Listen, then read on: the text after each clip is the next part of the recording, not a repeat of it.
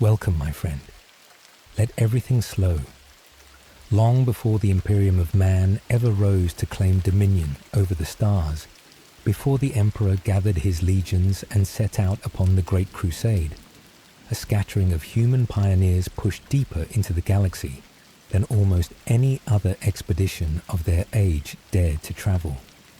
They sought the mineral riches of the Galactic Core, a region as hostile as it was wealthy, and in settling there, they began a slow transformation that would carry their descendants far beyond anything the word human could still be said to describe. Tonight we begin the story of the Leagues of Votann, with the earliest pioneers who first ventured into the Galactic Core and the long isolation that would remake them entirely. Tonight we sit with the miners of the core, the earliest human pioneers whose long isolation would remake them into something the galaxy no longer recognizes as human at all. Tonight we sit with the miners of the core, the earliest human pioneers whose long isolation would remake them into something the galaxy no longer recognizes as human at all. Pioneers of the core. During humanity's earliest age of stellar expansion, pioneers pushed into the mineral-rich but perilous galactic core, a region so difficult to reach and to leave that those who settled there found themselves cut off from the wider currents of human civilization. Among the earliest waves of human expansion into the stars, long before any Imperium existed to claim or to govern that expansion, a determined band of pioneers pushed toward one of the most difficult and most rewarding destinations the wider galaxy had to offer, the Galactic Core itself, a region whose mineral wealth promised riches beyond anything the more settled worlds of the wider galaxy could match. This was no gentle or hospitable frontier.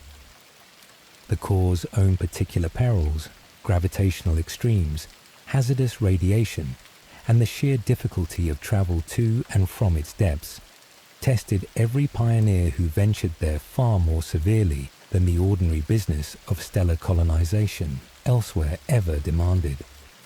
Those who succeeded in establishing themselves within this harsh region found that the very difficulty of reaching it worked, in time, to their advantage.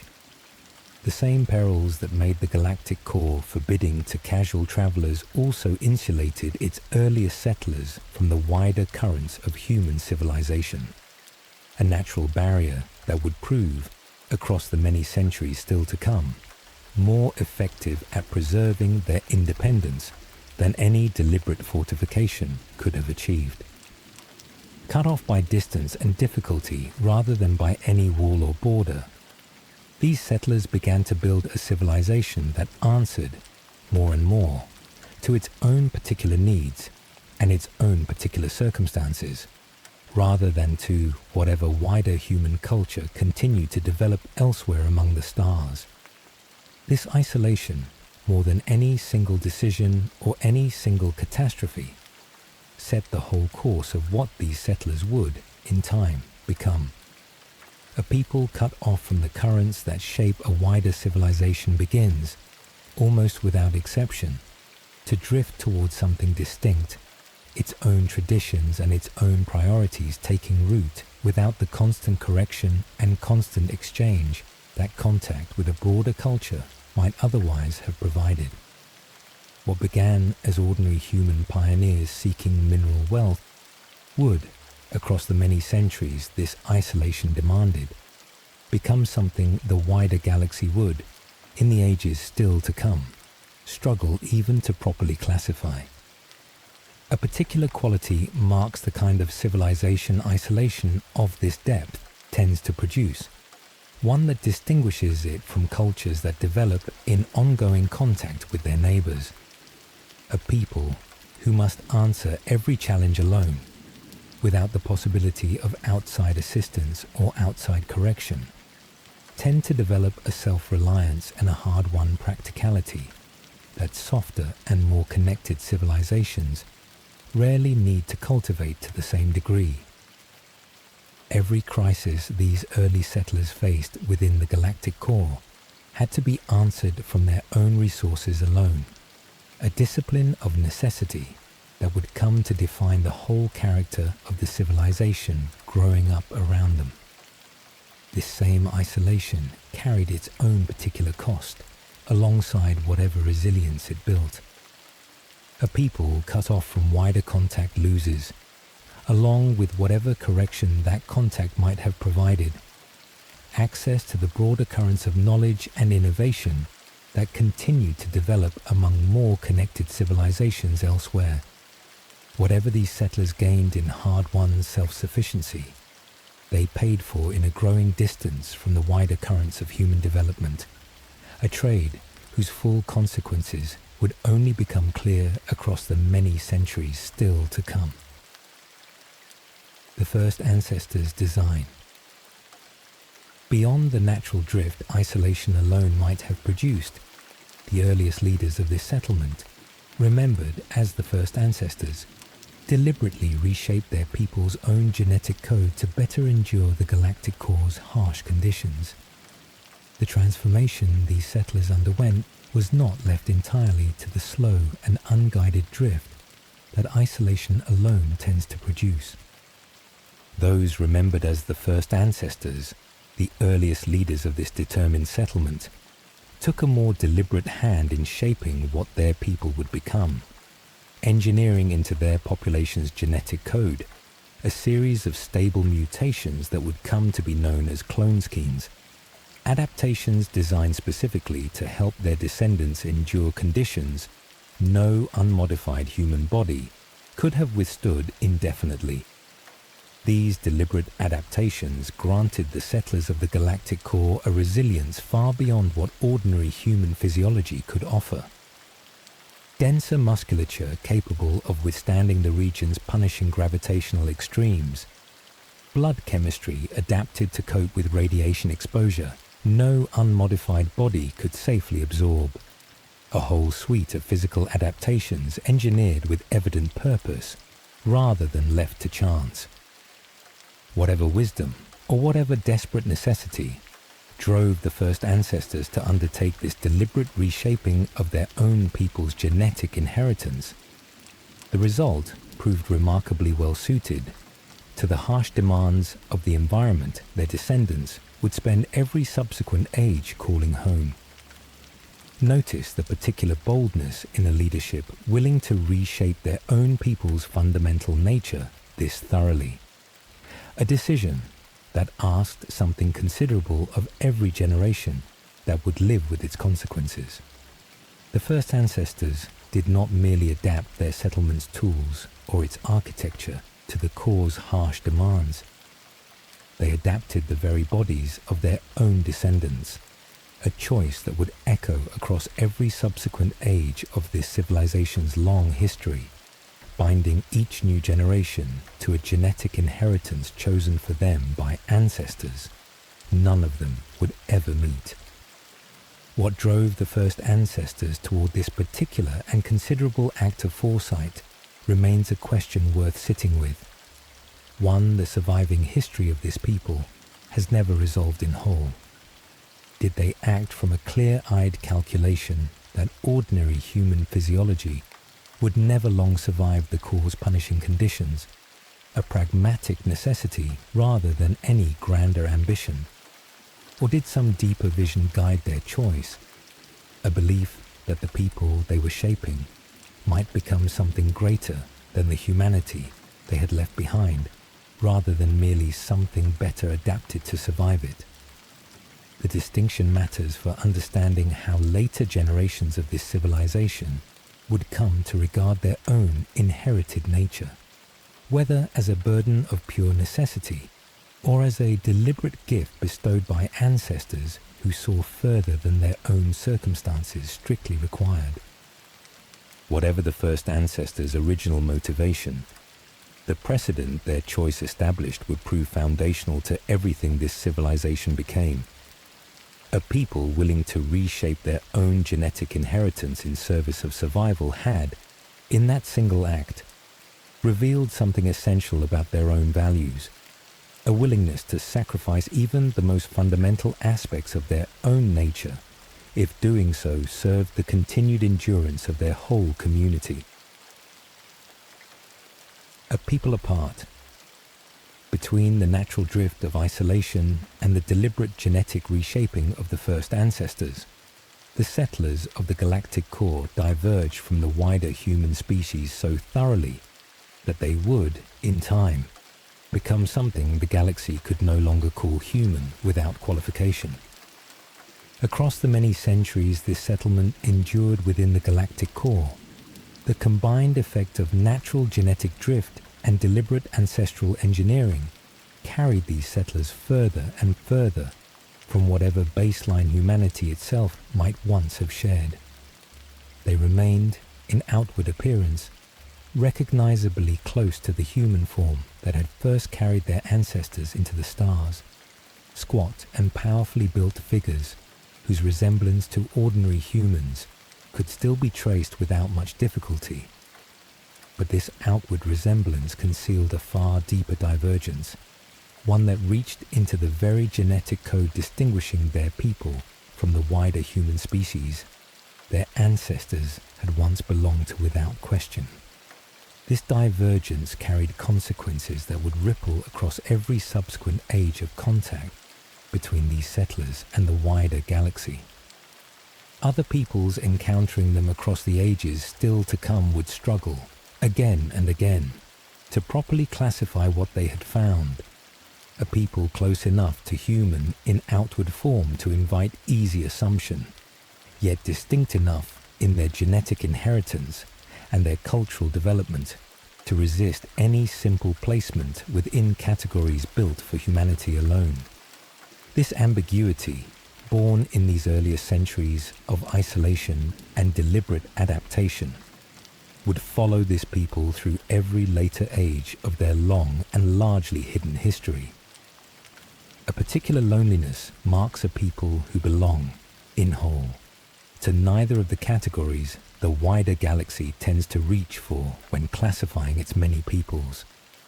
To be recognizably human enough to invite comparison, yet different enough to make that comparison ultimately misleading, is to occupy a strange and uncertain position in the eyes of every other civilization encountered across the ages still to come. Some would call them human still, distant cousins altered by circumstance rather than parted for good from the species that first gave rise to them.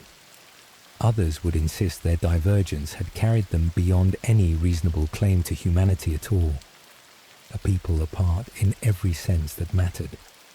Both readings would find some support in the evidence, and neither would ever settle the question in whole to every observer's satisfaction. This unresolved ambiguity, rather than proving a weakness, would come to serve these settlers well across the many ages of careful isolation still ahead of them. A people difficult to classify are, in their own way, hard to understand in whole, and what resists understanding is, in turn, hard to predict or to threaten with any confidence. Whatever else this early divergence cost them, it granted them a kind of protective obscurity that would prove, across every subsequent age of contact with the wider galaxy, more valuable than any wall or any weapon could ever have provided.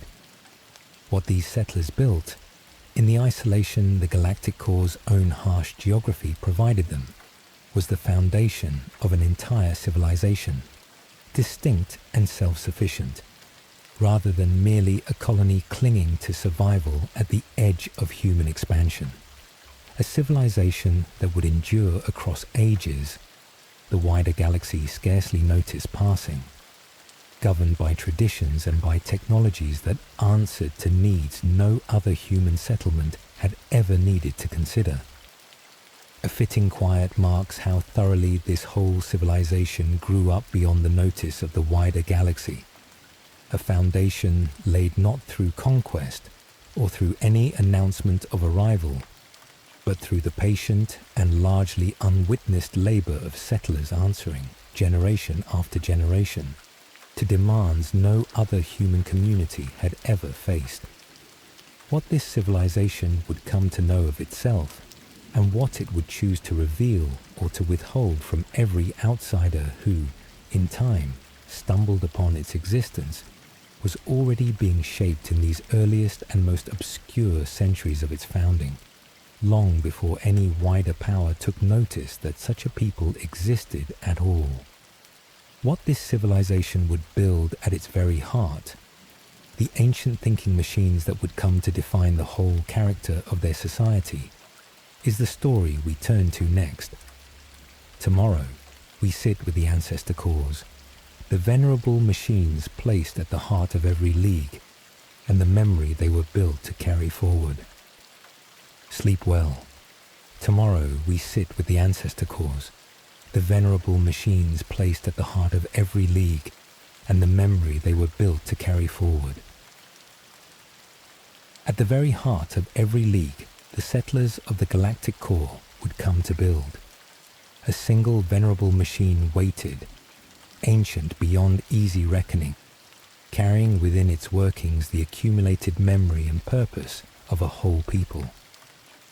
These were the Votann, the Ancestor Cores, placed aboard the earliest mining fleets that first ventured into the core's perilous depths, and around which the whole of this civilization's later identity would come to be built. Tonight we sit with the Ancestor Cores, the venerable machines placed at the heart of every league, and the memory they were built to carry forward. Tonight we sit with the Ancestor Cores, the venerable machines placed at the heart of every league, and the memory they were built to carry forward. See, a machine at the heart of every league. Every league that rose within the Galactic Core organized itself around a single Ancestor Core, an ancient thinking machine whose presence gave each league its name, its purpose, and its deepest sense of continuity. As the settlers of the Galactic Core organized themselves into the distinct communities that would come to be known as leagues, each of these communities took shape around a single, central presence. An Ancestor Core, an ancient thinking machine whose origins reached back to the very earliest mining fleets that first ventured into this perilous region. These machines were not mere tools or instruments of governance in any ordinary sense. They stood as the literal heart of every league, the fixed point around which each community's whole identity and whole purpose came to be organized. Several of these leagues would grow across the many centuries of this civilization's long and largely hidden history into considerable powers within their own portion of the Galactic Core. Communities such as the Great Etherian League and the Trans-Hyperion League, each distinct in its particular character, yet united by this same fundamental structure. A people organized not around a single ruler or a single territory alone, but around the ancient machine at their community center, whose continued presence gave each league a permanence that transcended the life of any individual member. A particular significance runs through a civilization that chooses to organize itself this way, around a machine rather than around any single living authority. Where many peoples across the wider galaxy build their communities around rulers whose authority passes upon death, to whatever successor tradition demands, the leagues of the Galactic Core built theirs instead around a presence that could, in principle, endure across ages no single mortal life could ever hope to match.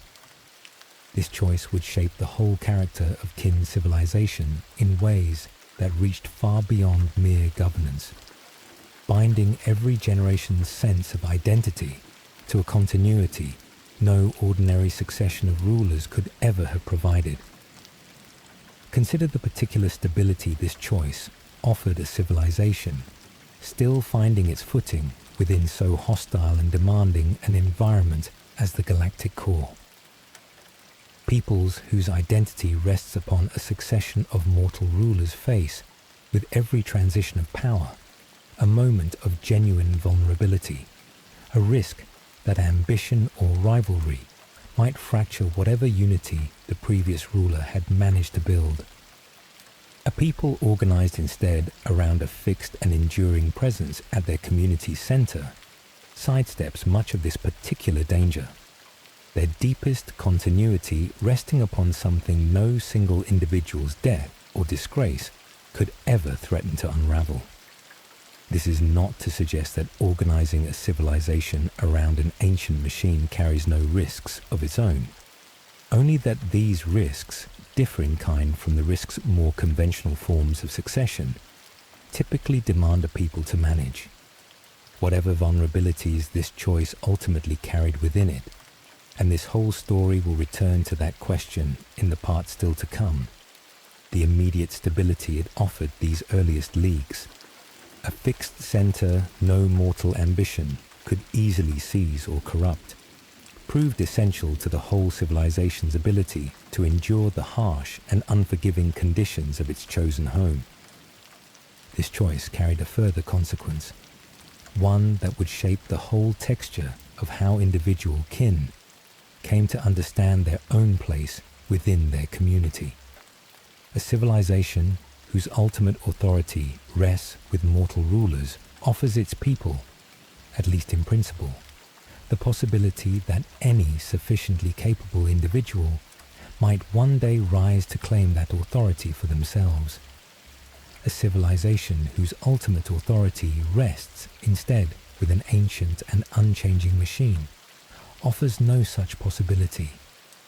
Every individual kin understanding from the very outset that the deepest continuity of their community lies permanently beyond any single person's reach to claim or to alter. This distinction would shape the whole character of ambition within kin society, directing whatever drive for achievement individual kin carried toward service and toward contribution, rather than toward the pursuit of ultimate personal authority. Vessels of memory. The Ancestor Cores served as more than governing presences. They stood as vessels of accumulated memory, gathering the knowledge and experience each League's people carried home from their ventures into the wider galaxy.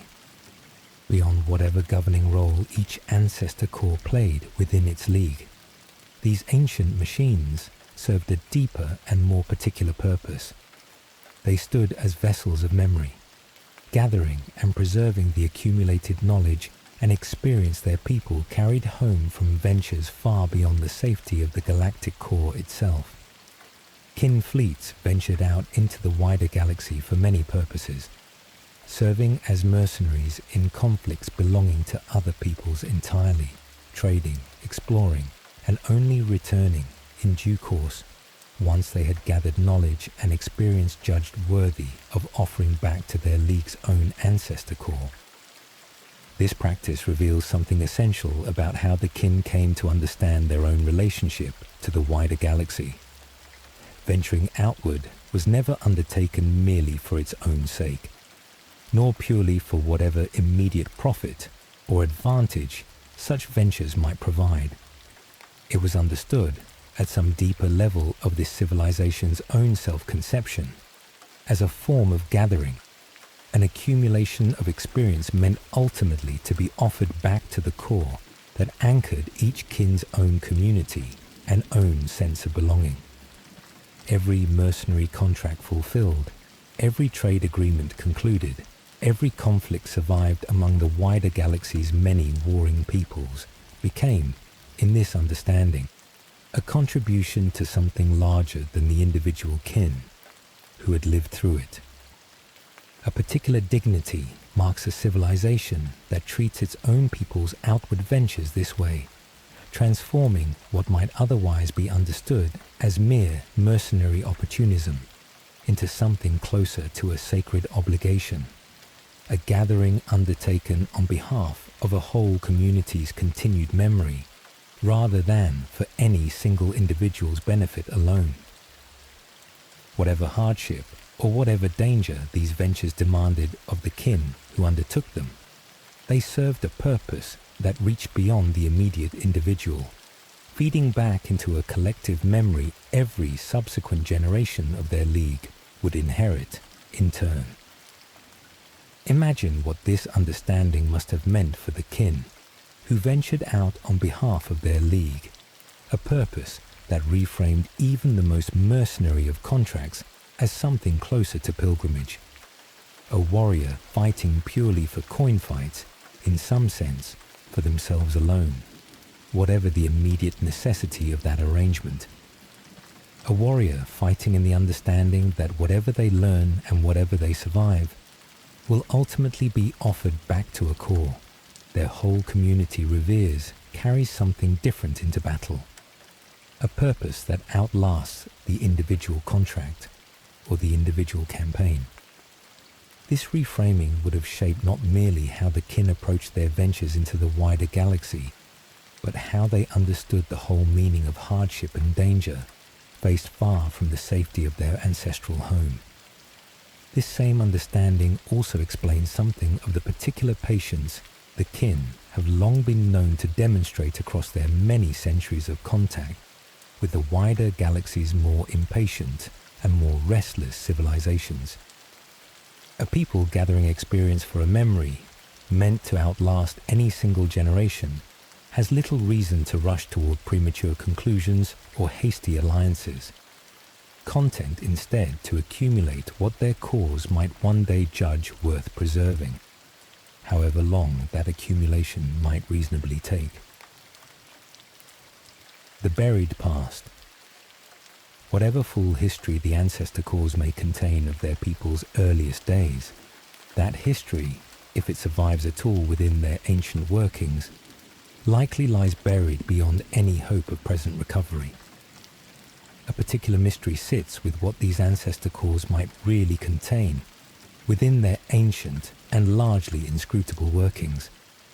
It remains possible, even likely, that each core preserves some record of its league's entire history, reaching back to the very earliest days of the mining fleets that first carried these machines into the Galactic Core's perilous depths.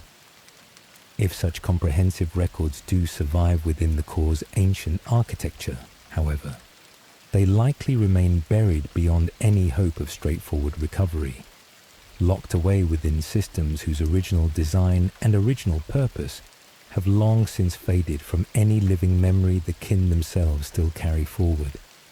This possibility carries a particular poignancy worth dwelling upon.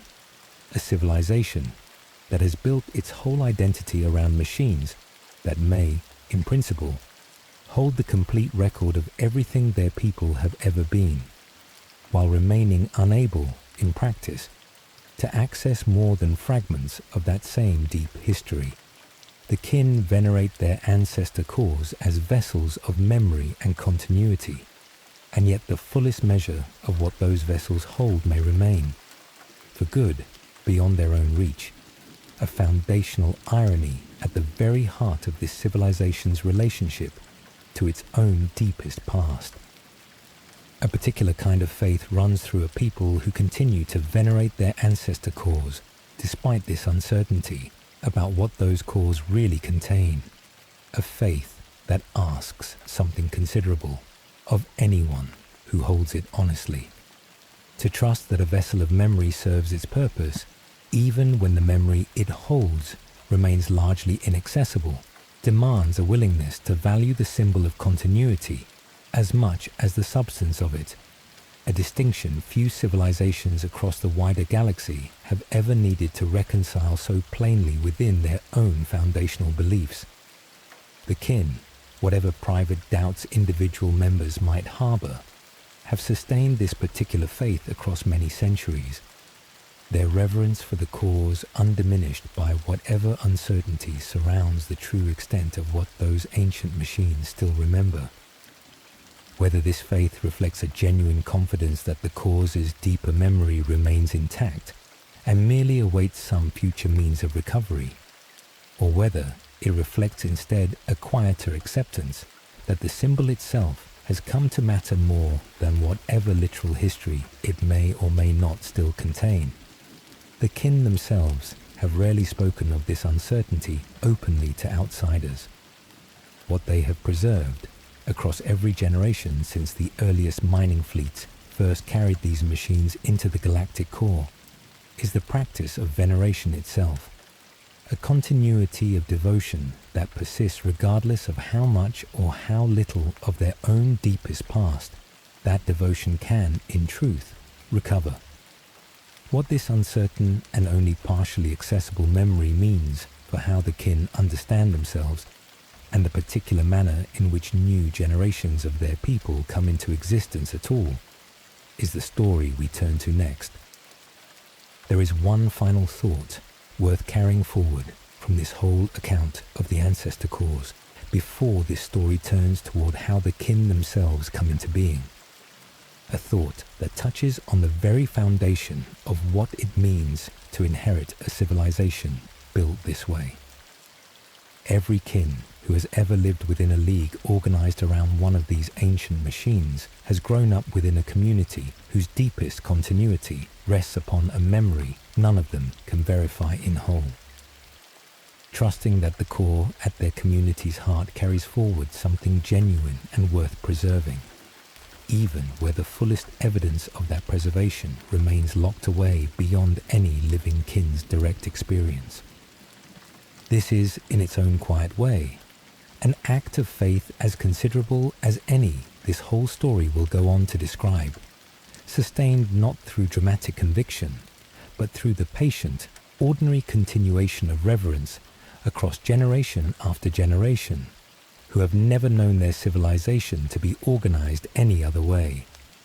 Tomorrow we sit with those born of the Crucible, the cloning process that has, for so many generations, brought new kin into a civilization already shaped by memories none of them chose and few of them can reach in whole. Sleep well. Tomorrow we sit with those born of the Crucible, the cloning process that has, for so many generations, brought new kin into a civilization already shaped by memories none of them chose and few of them can reach in whole. No kin has ever known childhood in the way most sentient peoples across the wider galaxy would recognize the word. Every member of this civilization, since ages beyond easy counting, has come into existence already grown, drawn whole and formed from the Crucibles.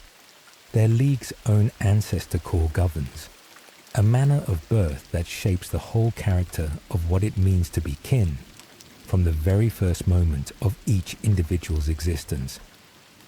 Tonight we sit with those born of the Crucible, the cloning process that has, for so many generations, brought new kin into a civilization already shaped by memories none of them chose and few of them can reach in whole.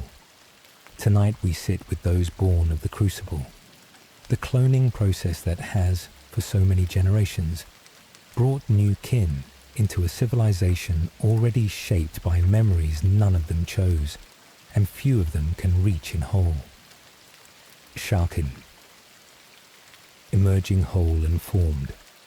Every kin comes into existence not through birth and gradual growth in the manner most sentient peoples experience, but drawn already mature from a crucible, a cloning apparatus governed by their League's own Ancestor Core.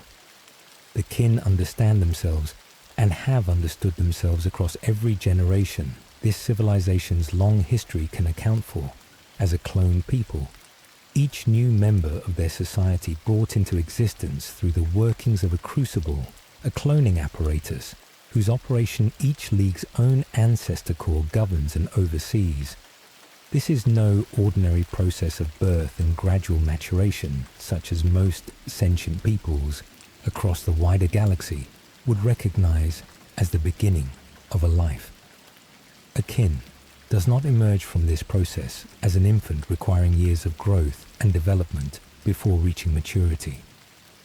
They emerge instead already grown, already formed, stepping into existence at a stage of physical and mental development that most other peoples would only reach after decades of ordinary life. This manner of coming into existence sets the kin apart from nearly every other sentient people the wider galaxy has ever produced. A fundamental difference in the very shape of what it means to begin a life at all. Where other peoples experience childhood as a long and formative passage, a gradual accumulation of experience and understanding that shapes the adult each child, in time, becomes. The kin bypass this whole extended process entirely. Arriving already possessed of the physical maturity most species spend decades working toward. A particular efficiency runs through what this manner of birth offers a civilization whose earliest survival demanded every available advantage the harsh conditions of the galactic core could be made to yield.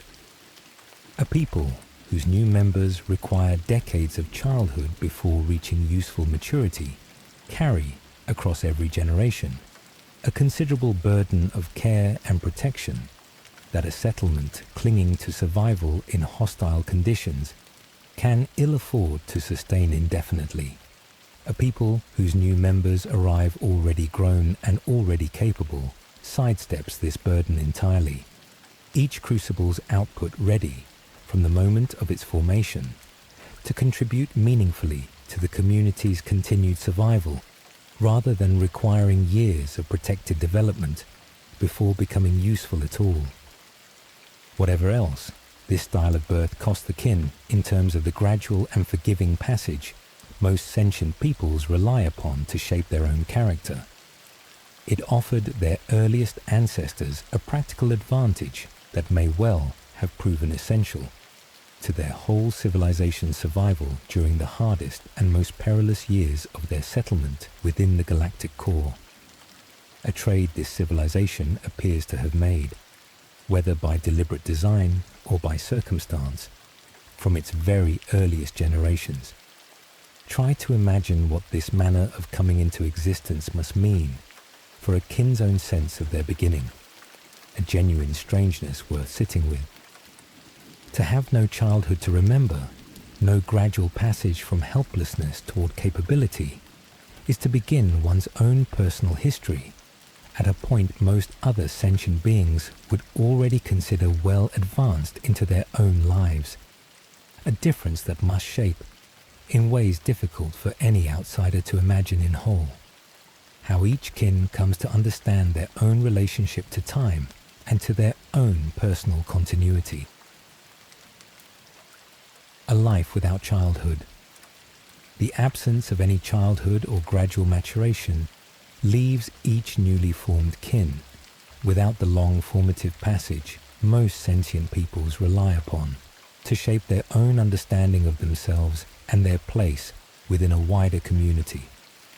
Consider what is lost and what is perhaps gained in a manner of coming into existence that skips entirely over the long formative passage most sentient peoples experience as childhood.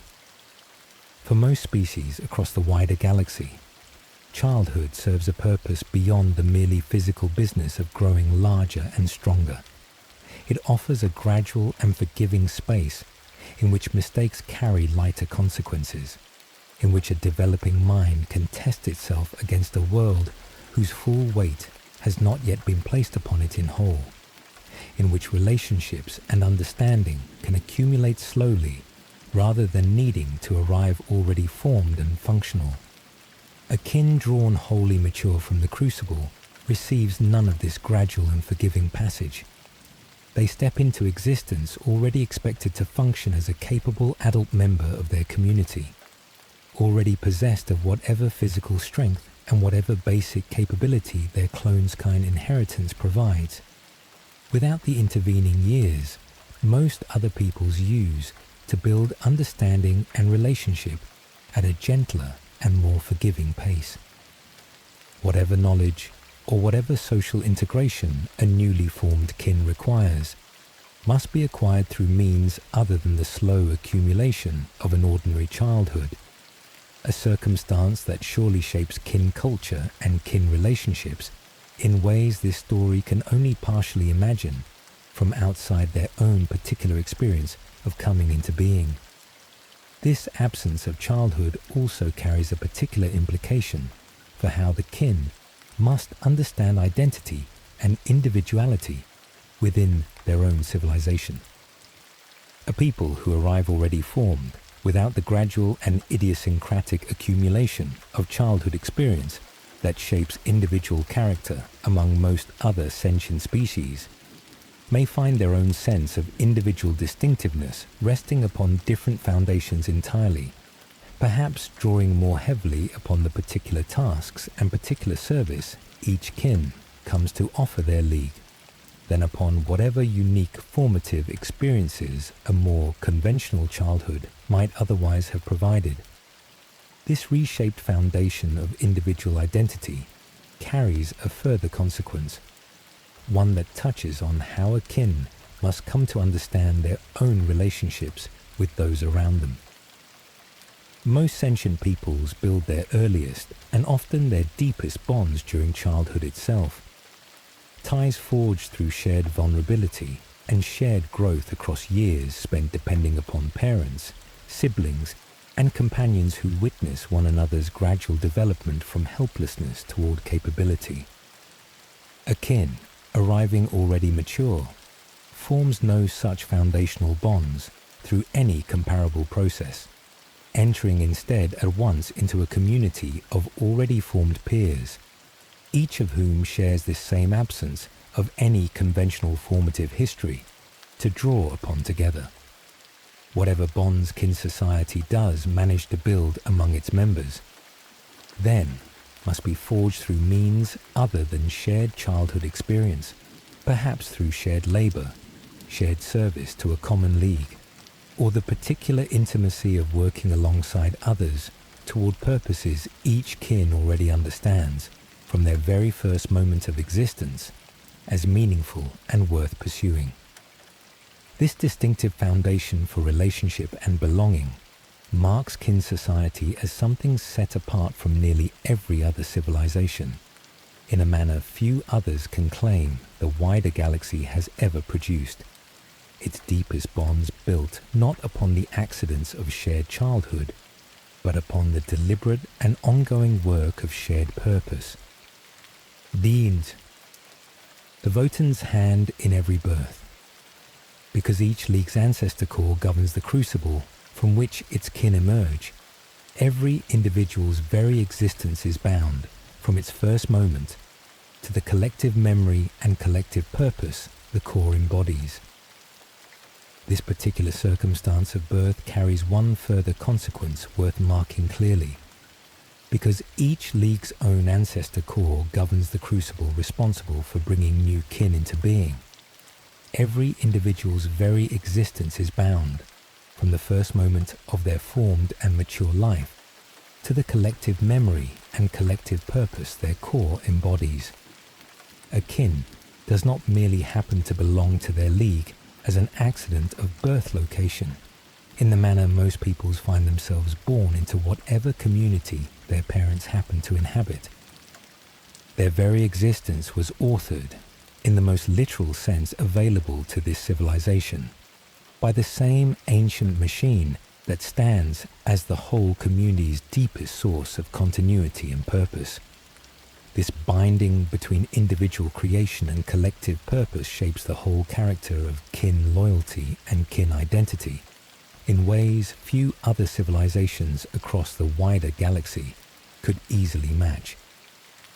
Where most peoples must be taught, across years of childhood, to value their community and to understand their own place within it, a kin's very existence already testifies to this belonging before any teaching or any experience has had the chance to shape their understanding at all. To be kin is, from the first moment of formed existence, to already belong to something larger than oneself, a belonging built into the very circumstances of one's own creation, rather than earned or discovered across a lifetime of gradual experience. What this inescapable belonging means for a kin's own capacity for genuine choice within their community is worth sitting with. Most sentient peoples experience their bond to community as something that could, at least in principle, have been otherwise. a loyalty earned through experience and choosable in each generation anew, rather than fixed from the very outset of existence. A kin's belonging admits no such counterfactual, no meaningful sense in which they might have chosen a different community or a different loyalty, their very existence already authored by the core whose purpose they were brought into being to serve. Whether this forecloses something essential about individual freedom, or whether it instead offers a kind of belonging more secure and more complete than any chosen loyalty could provide, remains a question this civilization's own philosophy has wrestled with across every age of its long history, without ever reaching any single settled answer its people universally accept. This tension between inescapable belonging and individual identity would prove, across the ages still to come, one of the deepest and most enduring questions any kin philosopher or any kin storyteller might address, a question this whole story will continue to circle as it turns toward how this civilization has chosen to present itself and to conceal itself from the wider galaxy beyond their ancestral home. There is one final observation worth carrying forward from this whole account of kin birth and kin belonging. One that touches on how strange and how singular this civilization must appear to nearly every other sentient people they have ever encountered across their long history of quiet trade and quiet mercenary service. A galaxy accustomed to peoples who begin their lives helpless and grow, over years, into whatever character and whatever loyalty their own experience shapes for them finds in the kin. Something it has rarely had occasion to properly understand. A people who arrive already complete, already bound, already certain of their place within a community whose deepest continuity long predates their own individual existence. Whatever else this manner of coming into being has cost or granted the kin, across their many centuries within the Galactic Core, it has ensured that no outsider, however curious, could ever claim, in whole, to understand what it means to begin a life this way without having lived it themselves. What this deep and inescapable binding between individual and community means for how the kin present themselves to the wider galaxy, and the particular insularity this civilization has long been known to maintain toward outsiders, is the story we turn to next. Tomorrow we sit with a people hidden, the deliberate concealment the kin have maintained across every age of contact with the wider galaxy's many curious and often unwelcome eyes.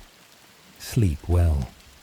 Tomorrow we sit with a people hidden, the deliberate concealment the kin have maintained across every age of contact with the wider galaxy's many curious and often unwelcome eyes. Across every age of contact between the kin and the wider galaxy's many curious civilizations, one pattern has held remarkably constant. Almost no outsider has ever come close to understanding the true scale or the true nature of what the kin have built within the depths of the Galactic Core. This is a deliberate and closely maintained concealment, a people who have chosen, again and again, to remain hidden, rather than to reveal themselves in whole to a galaxy, rather than any accident of circumstance that might not always mean them well. Tonight we sit with a people hidden, the deliberate concealment the kin have maintained across every age of contact with the wider galaxy's many curious and often unwelcome eyes. Tonight we sit with a people hidden, the deliberate concealment the kin have maintained across every age of contact with the wider galaxy's many curious and often unwelcome eyes. A deliberate silence. Whatever contact the kin have made with outsiders across their long history, they have maintained a taciturn and brusque reticence, revealing as little as possible about the true scale and nature of their civilization. Wherever the kin have encountered outsiders across the many centuries of their long and largely hidden history, a consistent pattern has held. They offer little in the way of open conversation, revealing as little as circumstance allows about the true nature and the true scale of the civilization they have built within the Galactic Core. Those who deal with the kin, whether as trading partners, as employers of their considerable mercenary skill, or as rivals across whatever conflict brought them into contact, come away from these encounters having learned remarkably little about the deeper civilization any individual kin fleet, in fact, represents. This reticence is no accident of temperament alone, though the kin's own culture does favour a plain and unadorned manner of speech that many outsiders find brusque or even unwelcoming. It reflects, at a deeper level, a deliberate strategy this civilization has maintained across every age of contact with the wider galaxy, a calculated choice to reveal only what necessity demands and to withhold everything else, regardless of how curious or how insistent whatever outsider they happen to be dealing with might prove. A particular discipline marks a people capable of maintaining this reticence across so many centuries and so many different circumstances of contact, resisting whatever temptation might arise in any single encounter to reveal more than caution strictly permitted. Whether this discipline comes easily to a people whose own cultural temperament already favours plain and economical speech, or whether it demands genuine and ongoing effort, even from a civilization naturally inclined toward reticence, the result has proven remarkably consistent. Outsider after outsider, across age after age, coming away from contact with the kin having learned only the smallest fraction of what there is in truth to know. Consider what this sustained discipline must cost even a people whose temperament favours plain speech over open disclosure.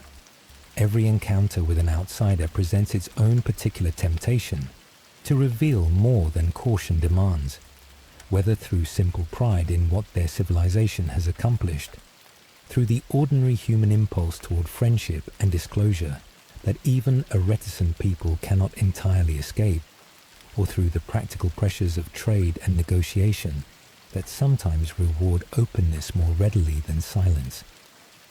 That the kin have maintained their reticence across so many varied circumstances, resisting each of these particular temptations in turn, speaks to a discipline instilled thoroughly enough within their whole culture that it has come to feel, to most kin, less like an ongoing effort of restraint and more like the simple and unquestioned shape of how their people have always conducted themselves among outsiders.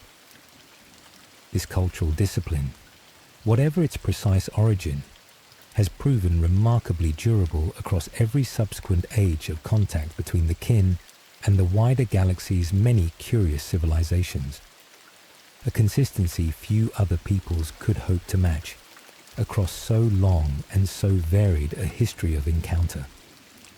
This consistency across so many generations speaks to a particular strength, showing how thoroughly this discipline has been woven into the whole fabric of kin culture, passed forward not through any single decree or any single founding decision alone, but through the ordinary example each generation of kin sets for whatever generation follows it into the wider galaxy.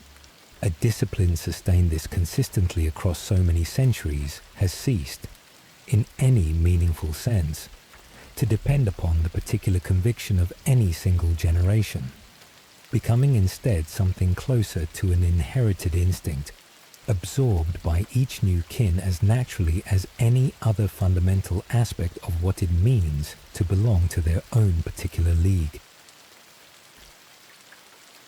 Mistaken for lesser things. So effective has this concealment proven that other civilizations across the galaxy have repeatedly misidentified the kin entirely, mistaking them for other peoples, or dismissing the fragments they encounter as evidence of only a minor and inconsequential presence. The effectiveness of this deliberate concealment shows most clearly in how thoroughly other civilizations across the galaxy have misunderstood or misidentified the kin across their long history of limited contact. The Tau and certain human authorities alike have, on occasion, mistaken kin fleets for an entirely different people known as the Demiurge. The Eldar, encountering the kin through whatever fragments of contact their own long history has permitted, have sometimes identified them instead as the Heliosi Ancients, a wholly separate identity attached to a people the Eldar never quite recognized as the kin this story has followed. Within Imperial records themselves, the confusion runs deeper still.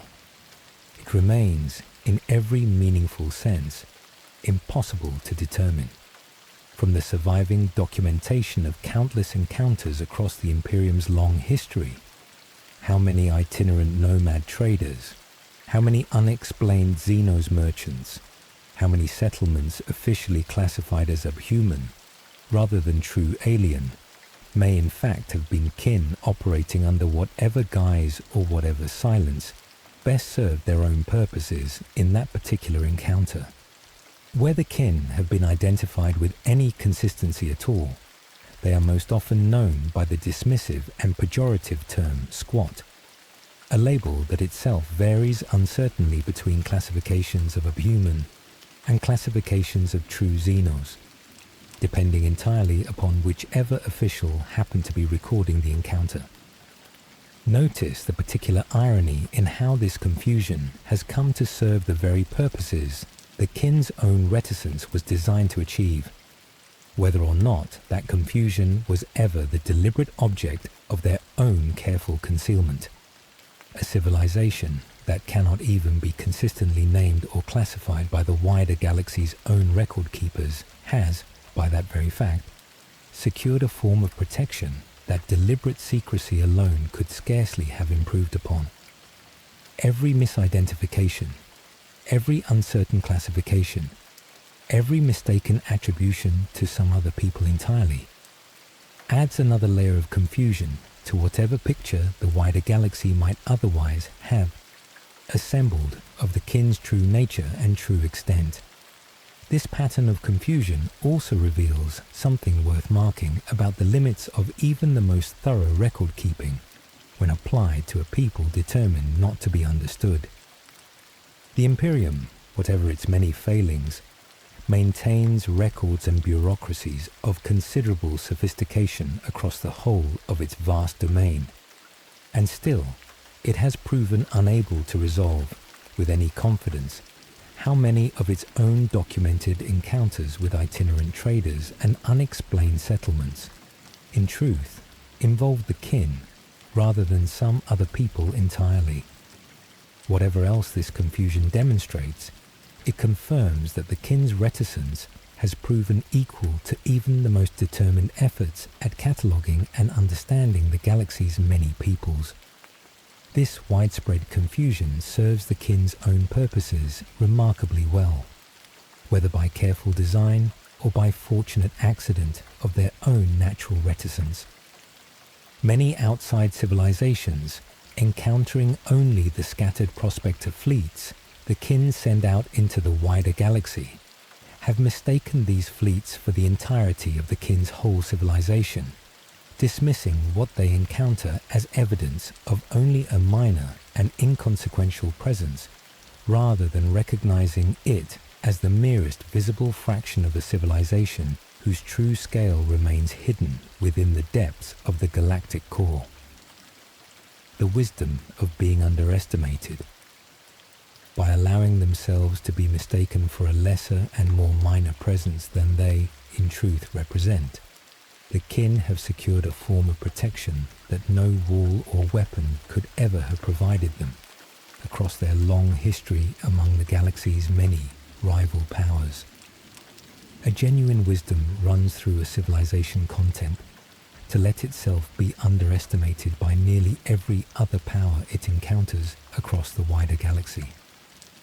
A civilization known and understood in its full scale invites, more often than not, the attention and the ambition of whatever rival powers might judge that scale worth conquering or worth controlling. A civilization dismissed as minor, mistaken for other peoples entirely, or overlooked entirely amid the wider galaxy's more prominent conflicts, draws far less of this dangerous attention, its true strength and its true resources left largely unmolested by powers who never suspected there was anything worth pursuing in the first place. This strategy of protective obscurity carries its own particular cost, one this civilization appears to have judged worth paying across every age of their long history. A people who choose concealment over recognition forfeit whatever advantages open alliance or open trade at full scale might otherwise have offered them, restricting their dealings with the wider galaxy to whatever limited and closely governed contact their own caution permits. Whatever wealth or whatever security greater openness might have purchased them, the kin appeared to have judged the safety of continued obscurity worth this forfeited opportunity, a calculation this civilization has renewed, generation after generation, across every subsequent age of contact with the galaxy, that has never come close to appreciating in whole what it has, so many times, dismissed or misunderstood. A question worth carrying forward from this whole account of kin secrecy touches on the deepest tension running through this civilization's long relationship with the wider galaxy beyond their ancestral home. Is a people who choose safety through obscurity over recognition, through openness, making the wiser choice, trading whatever glory or whatever wider influence openness might have earned them for a security few other civilizations across the galaxy have managed to sustain across so many centuries? Or does this same choice represent its own particular kind of loss? A civilization whose true accomplishments and true character remain permanently unknown to nearly everyone beyond their own community, their whole considerable achievement destined to remain, by their own deliberate choice, forever unrecognized by the wider galaxy it was built within. This is perhaps a question every civilization that chooses concealment over recognition must, in time, answer for itself, weighing whatever security obscurity provides against whatever recognition and whatever wider influence it necessarily forfeits. The kin have answered this question, across every generation of their long history, in favor of continued concealment, a choice this story has no standing to judge as either wise or unwise, only to observe as one of the deepest and most consistent threads running through everything this civilization has built within the shelter of the Galactic Core. This story offers no single settled answer to this question, only the plain fact of the choice itself, sustained across every age of kin history. This civilization's own long memory can account for. A people who have judged, again and again, that being underestimated serves them better than being known. What deeper capabilities this hidden civilization conceals beneath its careful reticence, and the particular gift that allows certain among the kin to walk safely where few other peoples across the galaxy dare tread, is the story we turn to next. Tomorrow we sit with the Grimnyr and the Cloneskein, the unique psychers whose bond to their own altered nature lets them approach the warp itself with a safety few other peoples could ever hope to match. Sleep well. Tomorrow we sit with the Grimnyr and the Cloneskein, the unique psychers whose bond to their own altered nature lets them approach the warp itself with a safety few other peoples could ever hope to match. Across the whole of the galaxy, few gifts carry a heavier or more dangerous burden than the ability to touch the warp, that turbulent and hungry sea of psychic energy, whose depths have claimed countless minds and countless souls among the many peoples who dare approach it. Among the kin, however, a particular kind of psyker has emerged whose relationship to this same dangerous power differs from nearly every other tradition the wider galaxy has ever produced.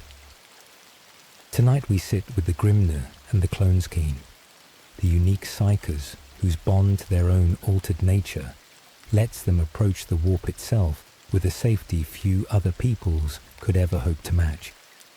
Tonight we sit with the Grimnyr and the Cloneskein, the unique psykers whose bond to their own altered nature lets them approach the warp itself with a safety few other peoples could ever hope to match.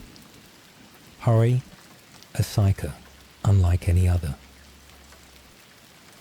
Where most psykers across the galaxy risk possession or ruin in touching the warp, the Grimnyr among the kin have found a way to approach this same dangerous power in relative safety.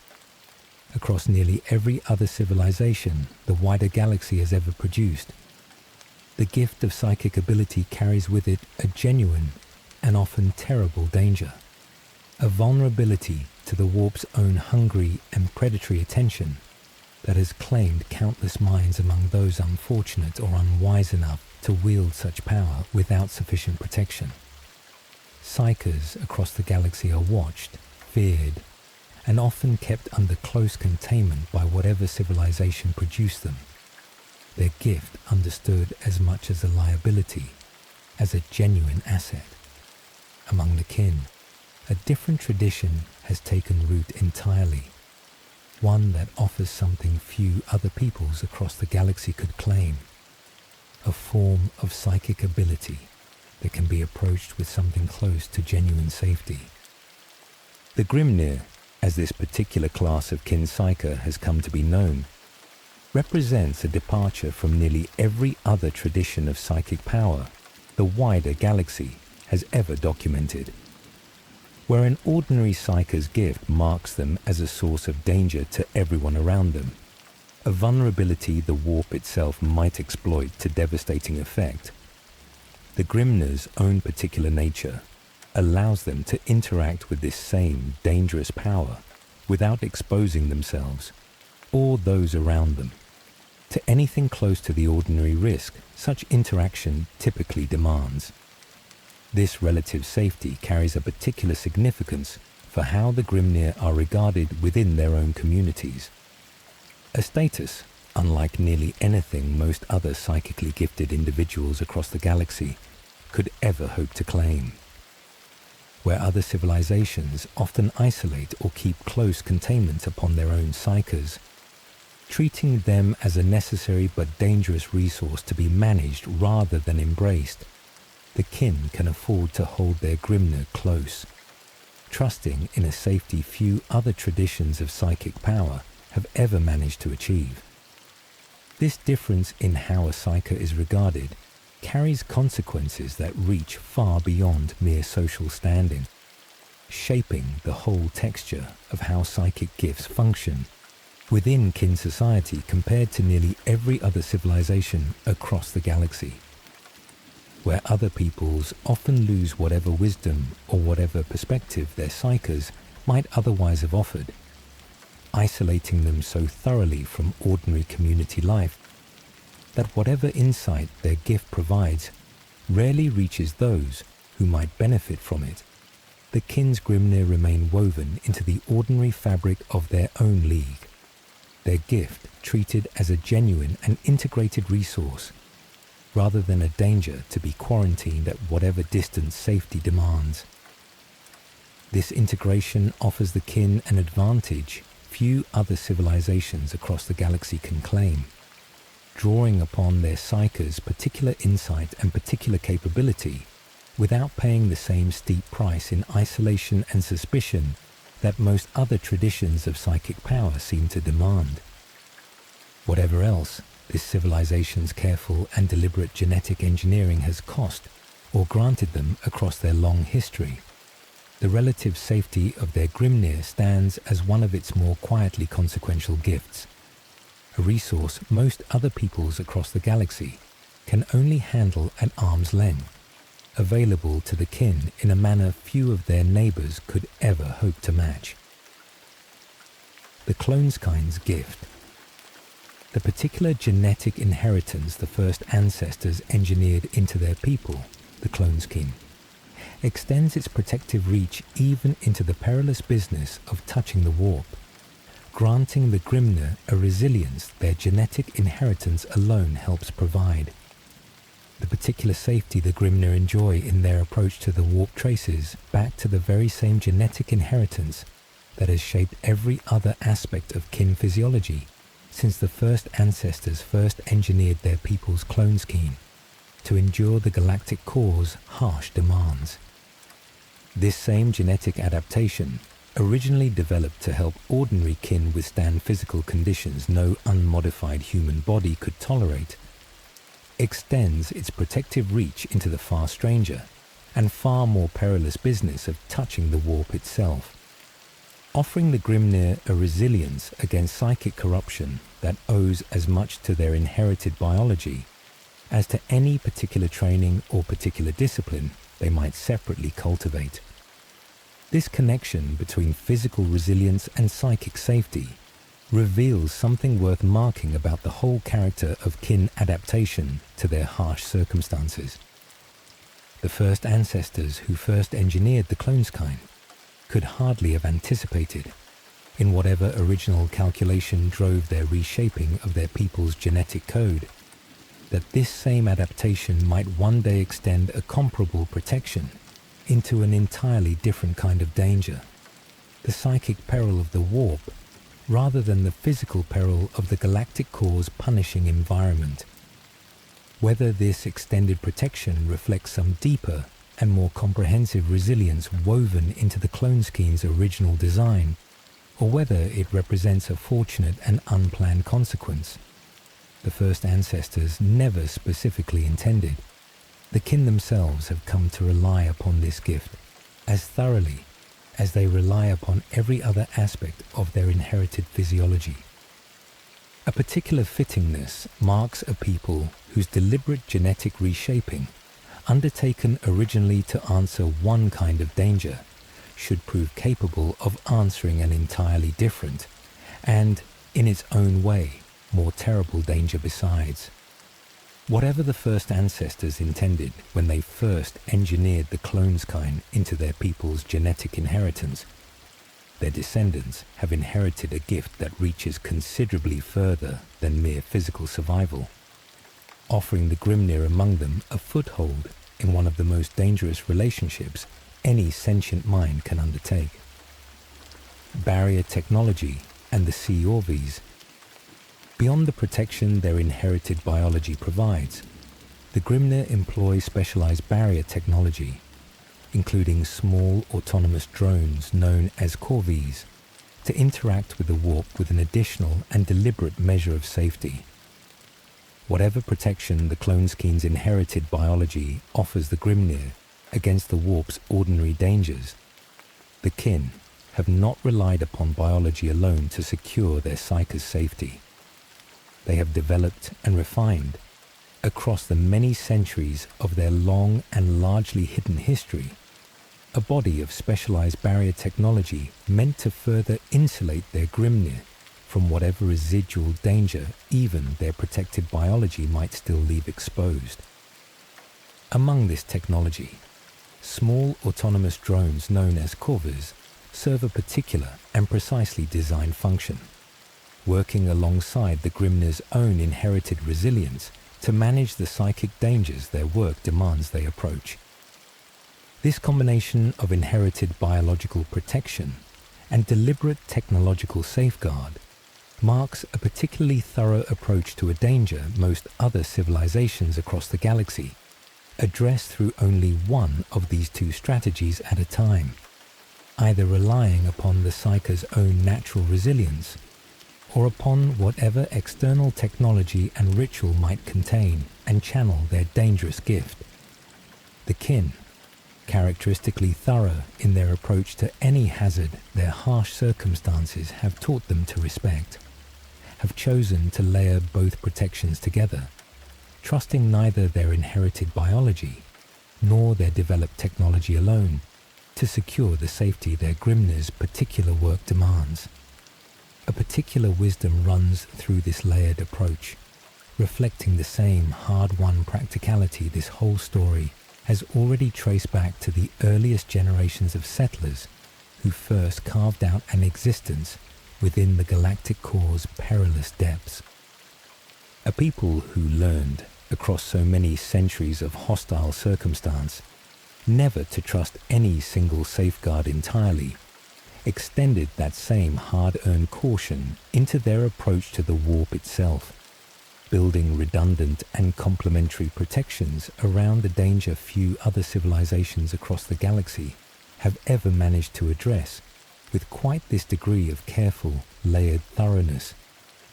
This same layered thoroughness echoes the design philosophy that has already shaped so much of what this story has followed of kin civilization, from the deliberate genetic reshaping the first ancestors undertook to help their people endure the galactic core, to the redundant secrecy the kin maintain in their dealings with the wider galaxy's many curious powers.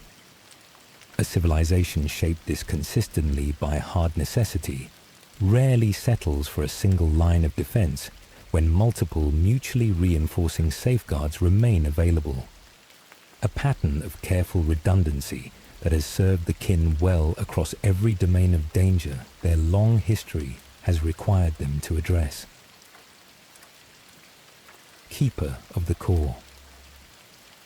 Beyond their broader work managing the dangers of the warp, each League's Grimnyr holds a particular and singular responsibility, interfacing face-to-face with their community's own Ancestor Core through arcane technology few other kin could ever hope to operate.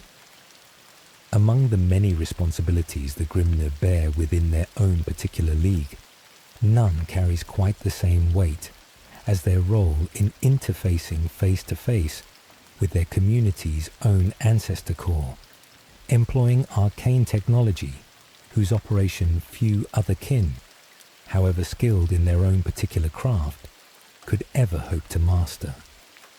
This connection between Psyker and Core reveals something essential about why this civilization entrusts such considerable responsibility to a class of individual most other peoples across the galaxy would regard with suspicion rather than reverence. The particular nature of this interface demands capabilities only a Grimnyr's own unique gift can provide, a bridge between the ordinary technological workings most kin can operate and understand, and whatever deeper and more arcane processes govern the Ancestor Core's own ancient functioning. To serve as this bridge is to hold a position of genuine consequence within one's own league, a responsibility that touches, without any intermediary, upon the deepest continuity and deepest memory this whole civilization has built its identity around since the earliest generations of settlement within the Galactic Core.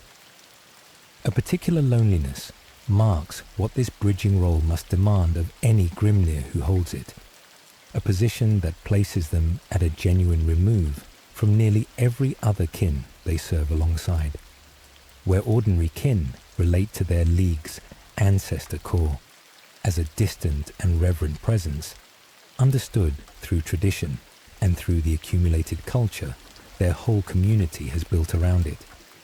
The Grimnyr, who interfaces face-to-face with that same core, relates to it instead as something closer to intimate colleague, a working relationship no other kin could ever hope to share or to understand in whole from the outside. This particular intimacy, however valuable to the wider league it serves, sets the Grimnyr apart in a manner that echoes, in its own way, the same strange and singular existence every kin already carries by virtue of their unusual manner of coming into being. What this particular responsibility costs the Grimnyr who bear it, and the strange and unpredictable toll their long service at this delicate intersection between Psyker and ancient machine appears to exact upon their own natural span of years, is a question this story will return to before its telling is complete. For now, it is enough to mark this final and perhaps heaviest of the Grimnyr's many burdens, that the same gift which lets them approach the warp in relative safety also binds them, more closely than any other kin, to the ancient memory their whole civilization depends upon, a memory grown steadily more uncertain, their whole civilization depends upon. What became of the Crucibles that once brought every generation of kin into being without fail, and the mysterious slowing that has, in recent ages, begun to trouble even this most fundamental process, is the story we turn to next. Tomorrow we sit with the slowing of the Crucibles, the mystery of a civilization whose very means of continuing itself has begun, for reasons none among the kin can explain in whole, to falter. Sleep well. Tomorrow we sit with the slowing of the Crucibles, the mystery of a civilization whose very means of continuing itself has begun, for reasons none among the kin can explain in whole, to falter. For every generation this civilization's long memory can account for, the Crucibles have performed their fundamental work without fail, drawing new kin whole and formed from their ancient workings to replenish and sustain every league across the galactic core. In recent ages, however, something has begun to change within this most foundational of processes, a slowing and an unpredictability that troubles even a people as accustomed to hardship as the kin have always been. Tonight we sit with the slowing of the Crucibles, the mystery of a civilization whose very means of continuing itself has begun, for reasons none among the kin can explain in whole, to falter. Tonight we sit with the slowing of the Crucibles, the mystery of a civilization whose very means of continuing itself has begun, for reasons none among the kin can explain in whole, to falter. A foundation beginning to fail. The Crucibles that have brought every generation of kin into existence without interruption have, in recent ages, begun to slow their work and to grow erratic in ways this civilization has never before recorded. Since the very earliest generations of settlement within the galactic core, the Crucibles have performed their essential work with a reliability the kin came to take, across so many centuries of unbroken continuity, as nothing more than the fixed and unquestioned shape of how their civilization continued itself. New kin emerged, generation after generation, drawn whole and formed from these ancient apparatus, replenishing every league's numbers and sustaining the whole civilization's continued existence without any interruption, serious enough to trouble even the most careful of their historical records. In recent ages, this long and unbroken reliability has begun to falter. The Crucibles that once performed their work with unwavering consistency have grown slower, their processes less predictable, their output less certain than the many generations of kin who came before could ever have imagined possible. This is no minor or peripheral disruption to some secondary aspect of kin civilization. It touches the very mechanism by which this whole people has continued itself across every age of their long history, a foundation so fundamental that its disruption threatens something considerably deeper than mere inconvenience. A particular weight sits in the slow and quiet way this disruption seems to have first announced itself, a slowing rather than a sudden and unmistakable failure. Where a civilization might, in principle, rally quickly against a crisis that arrives all at once, clearly announced and unmistakably urgent, a slowing that emerges only across successive generations by slow degrees, offers no such clear moment of alarm, no single crisis. A whole civilization might unite to answer with immediate and decisive action. Each generation that first noticed some small irregularity in their own league's crucible may well have wondered, whether they were witnessing the beginning of something serious, or merely an ordinary variation within the bounds of what such ancient and complex machinery had always produced. This ambiguity, whether by fortune or by circumstance, has meant that the true scale of this slowing has only become unmistakable across a span of time considerable enough that no single generation could easily claim to have been the first to recognize it clearly.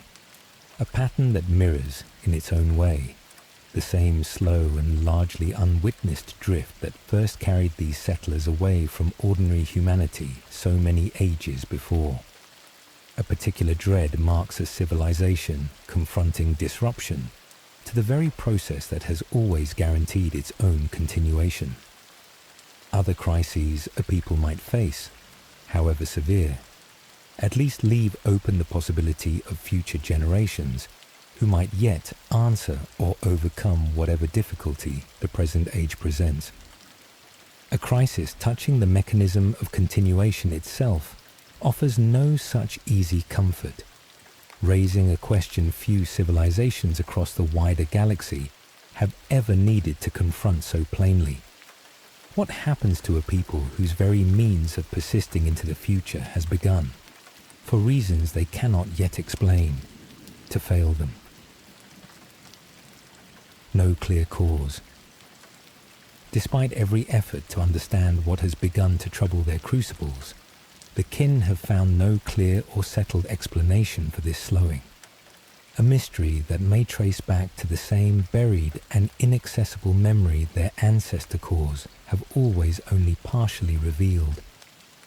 Whatever investigation the kin have undertaken into this troubling slowing, no clear or settled explanation has yet emerged to account for why a process that functioned reliably across so many centuries should now, in this particular age, begin to falter. This absence of explanation carries its own particular weight for a civilization whose whole culture prizes hard-won practicality and careful understanding of whatever circumstance confronts them. A people accustomed to answering every challenge through disciplined effort and accumulated knowledge now faces a challenge that has, so far, resisted every attempt to understand its true cause. Consider a possibility that reaches back to a tension this story has already marked in its account of the Ancestor Cores themselves. If these ancient machines do indeed hold, somewhere within their vast and largely inaccessible workings, a fuller record of this civilization's whole history than any living kin can presently access, it remains possible that whatever answer might explain the Crucible's recent slowing already exists somewhere within that buried memory, recorded by some earlier age that faced a comparable difficulty, or anticipated by the first ancestors themselves as a foreseeable consequence of choices made so long ago. If such an answer exists, however, it remains, like so much else of this civilization's deepest history, locked away beyond any means of recovery the kin currently possess. A bitter irony runs through this particular possibility, touching on the whole tragedy of a civilization whose deepest continuity may hold the very answer its present crisis most desperately needs, while remaining unable to reach that answer through any means presently available to them. The kin have spent every generation since the first ancestors first engineered their people's Cloneskein, trusting that their Ancestor Cores preserve something worth preserving. A faith this story has already marked as sustained more through devoted practice than through any confirmed knowledge of what those cores in truth contain. This present crisis tests that faith more plainly than perhaps any earlier circumstance in this civilization's long history, asking the kin to trust that an answer exists somewhere within a memory they cannot presently reach, without any guarantee that trust alone will ever bring that answer within their grasp. Whether the Grimnyr, whose particular gift already binds them more closely than any other kin to their League's own Ancestor Core, might yet find some way to recover whatever answer lies buried within that ancient memory, remains a question this civilization's present age has not yet managed to resolve. What is certain is that the search itself, however uncertain its eventual success, has become one of the most urgent undertakings facing every League across the whole of the Galactic Core. A particular pressure now shapes what this search has come to mean for the Grimnyr, who bear the weight of pursuing it, a responsibility layered atop every other burden this story has already traced across their unique and demanding role within kin society, where once their work at the interface between Psyker and Ancestor Core served the ordinary and largely settled purpose of maintaining their League's continuity. That same work now carries the added and considerably heavier weight of a civilization's hope that somewhere within the Core's buried memory lies the answer to a crisis threatening the very continuation their whole society depends upon. Few among the kin, whatever their own particular hardships, now carry a burden quite so heavy as the Grimnyr who search, with patience and without any guarantee of success, through memory their own civilization has never learned to access in whole. This connection between two of this civilization's deepest mysteries, the buried and inaccessible memory of the Ancestor Cores and the newly troubling slowing of the Crucibles, suggests something worth sitting with as this whole story continues to unfold. A civilization that has always trusted its ancient machines to hold answers it cannot presently access, now faces a crisis for which those same machines may hold the very answer it most urgently needs. A foundation of trust now tested by circumstances that ask more of that trust than perhaps any earlier age ever demanded. 1. Living with uncertainty. Facing a crisis whose cause remains unclear and whose resolution remains uncertain, the kin have answered this new difficulty in the same manner this story has already shown to define their whole civilization, with disciplined, stoic endurance rather than despair. Whatever dread this uncertain crisis might reasonably provoke, the kin have met it in a manner consistent with every other hardship this whole story has already traced across their long and demanding history.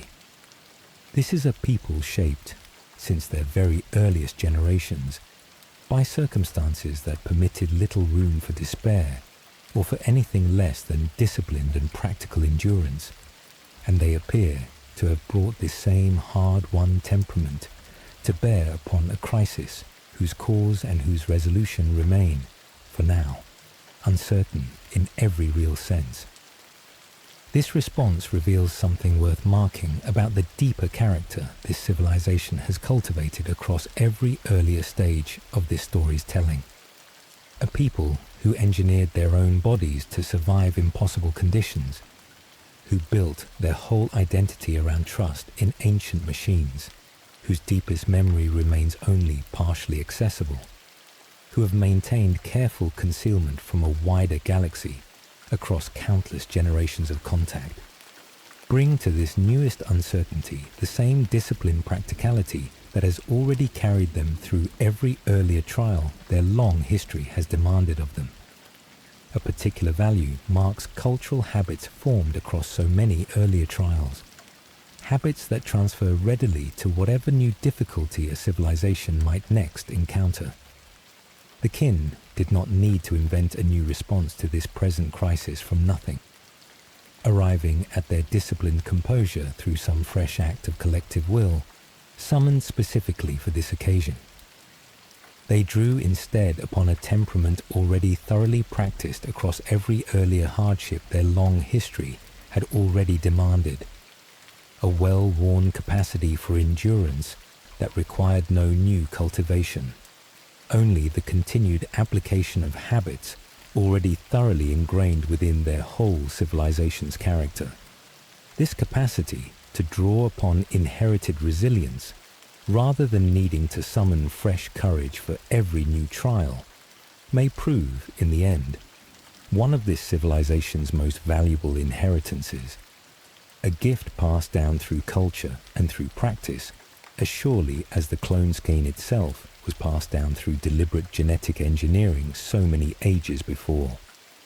Whether this disciplined endurance will prove sufficient to answer whatever the slowing crucibles ultimately portend for this civilization's future, this story cannot yet say with any confidence. What can be said is that the kin have chosen, as they have chosen across every earlier crisis this story has followed, to face this uncertainty with the same hard-earned composure that has defined their whole civilization since the earliest settlers first carved out an existence within the Galactic Core's unforgiving depths. One final thought is worth carrying forward from this whole account of the Crucible's troubling slowing, reaching toward the deepest question this civilization now faces without any clear answer yet available to them. A people whose every generation has always known, without question, that new kin would continue to emerge to replace and to extend whatever their own generation accomplished now face, for the first time in their long and largely unbroken history, genuine uncertainty about whether this fundamental continuity can be relied upon to continue indefinitely. Whatever else this present age asks of the kin, it asks them to hold, perhaps for the first time, a question their whole civilization had never before needed to consider with any real urgency. What remains of a people whose very means of continuing themselves can no longer be entirely taken for granted? What this same troubling pattern of instability has meant for the ordinary span of kin lives themselves, and the strange and unpredictable variation that has begun to mark how long individual kin now live, is the story we turn to next. Tomorrow we sit with lifespans without pattern, the unsettling and unpredictable variation that has in recent ages begun to touch even the most fundamental rhythm of kin existence. Sleep well. Tomorrow we sit with lifespans without pattern, the unsettling and unpredictable variation that has, in recent ages, begun to touch even the most fundamental rhythm of kin existence. Alongside the troubling slowing that has begun to touch the Crucibles themselves, a second and no less unsettling change has crept into kin existence in recent ages. The length of an individual kin's own life, once a matter of reasonable and predictable expectation, has become something no one among their people can any longer foresee with confidence. Some kin now live far longer than any earlier generation would have thought possible. Others die younger, their years cut short for reasons as unclear as whatever grants the fortunate their unexpected span. Tonight we sit with lifespans without pattern, the unsettling and unpredictable variation that has, in recent ages, begun to touch even the most fundamental rhythm of kin existence. Tonight we sit with lifespans without pattern, the unsettling and unpredictable variation that has, in recent ages, begun to touch even the most fundamental rhythm of kin existence. A new and troubling variation. Where kin lifespans once followed a pattern reasonable enough to anticipate with some confidence, recent generations have seen this predictability collapse entirely, individual lives now stretching or shortening in ways no one among the kin can foresee. For every generation this civilization's long memory can account for, a kin's own natural span of years followed a pattern reasonable enough that most among their people could anticipate, with some confidence, roughly how long their own existence might reasonably extend.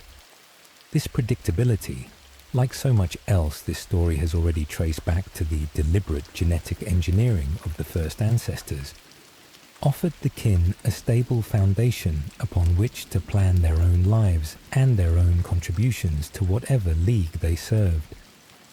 In recent generations, this same predictability has collapsed into something far less certain. Some kin now live considerably longer than any earlier generation would have thought possible, their years stretching well beyond whatever span their own Cloneskein inheritance had always been understood to provide. Among those most affected by this unexpected longevity, the Grimnyr appeared to number disproportionately, their own particular gift and their own particular burden, seemingly bound up with whatever force now grants some among the kin these unlooked-for additional years. Others, meanwhile, find their own lives cut shorter than expectation would once have predicted, their span ending well before whatever natural conclusion earlier generations of their own family might reasonably have anticipated for them.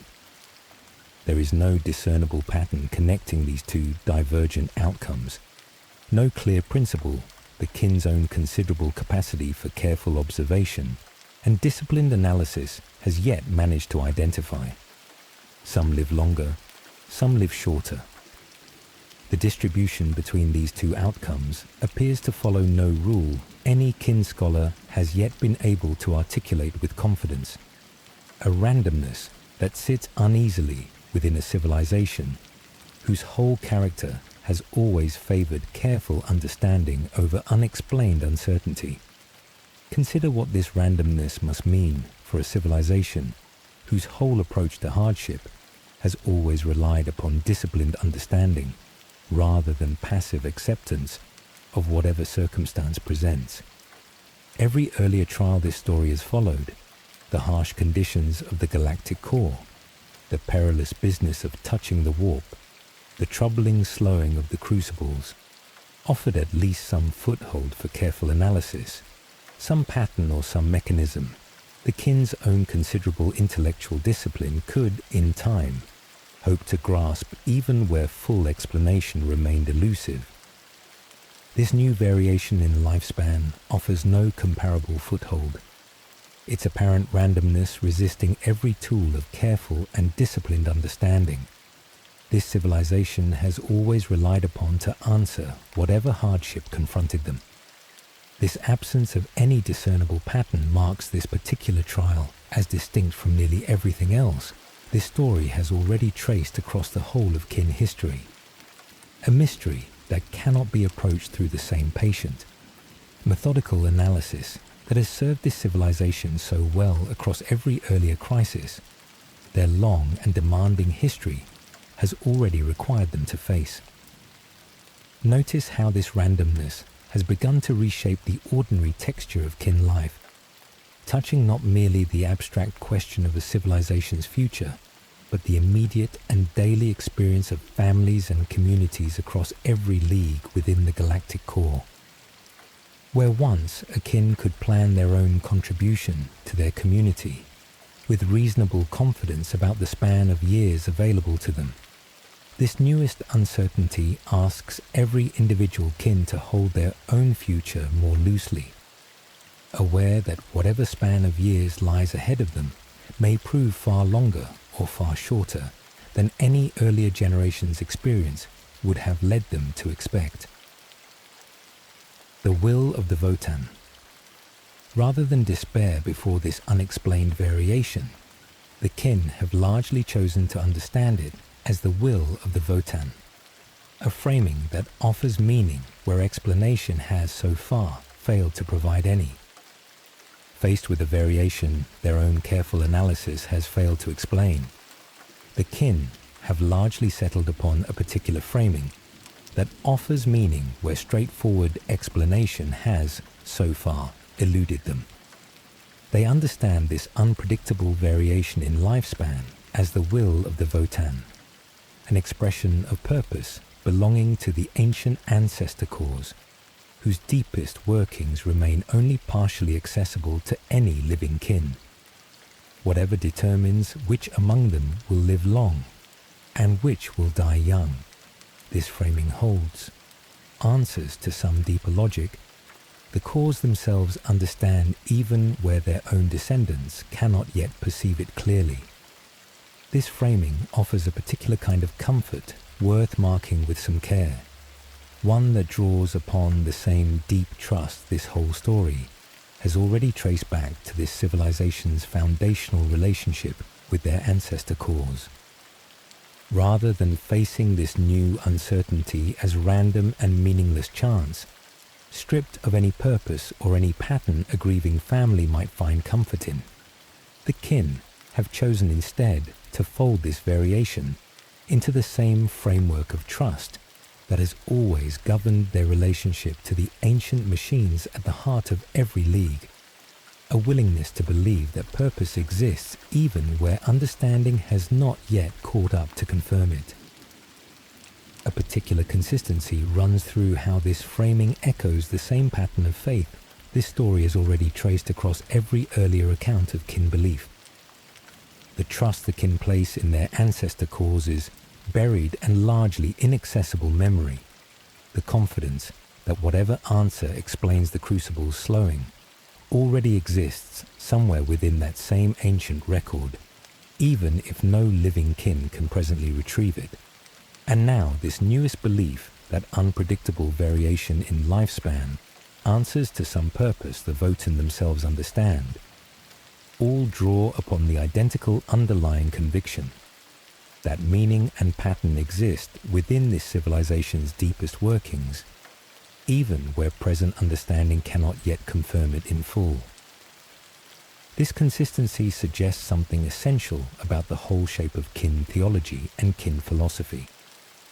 A worldview built not upon demanding immediate explanation for every hardship encountered, but upon a patient and enduring trust that explanation, however delayed, ultimately exists somewhere within the deep memory their whole civilization has always organized itself around. Whether this framing reflects genuine theological conviction, a considered philosophical response to unexplained hardship, or some blend of both held with varying degrees of confidence across different individuals and different leagues, the kin themselves have rarely explained this belief in detail to outsiders curious enough to ask. What can be observed from outside this civilization's own careful reticence is that the framing itself has proven remarkably durable, offering a shared language through which grief and confusion alike might be processed without requiring the kind of explanation their own considerable analytical tradition has, so far, failed to provide. One final thought is worth carrying forward from this whole account of kin lifespans and kin belief, touching on how this civilization's whole approach to hardship reveals a maturity few other peoples across the galaxy could easily match.